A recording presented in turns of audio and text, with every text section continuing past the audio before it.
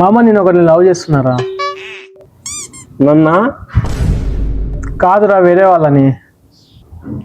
ఇంత ఈ ఆడనా మగనా? అమ్మాయినేరా. ఇంతకి తనకు హస్బెండ్ ఉన్నాడా? లేడురా. తను ఏమైనా విడోనా? ఇంకా పెళ్లి కాలేదురా.